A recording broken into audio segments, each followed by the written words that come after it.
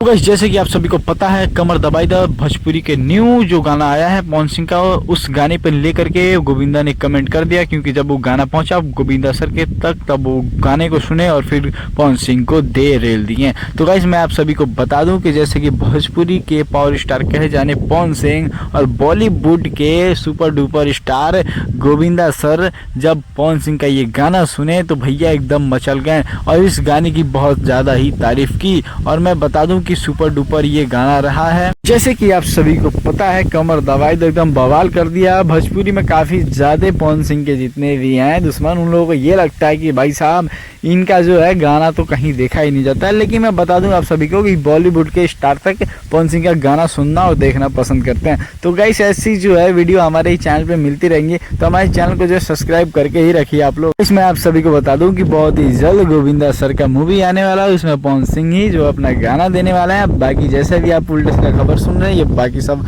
अफवाह है, गलत है, ऐसा कुछ नहीं होना है। तो बाकी चैनल को सब्सक्राइब करके आप लोग रखिए।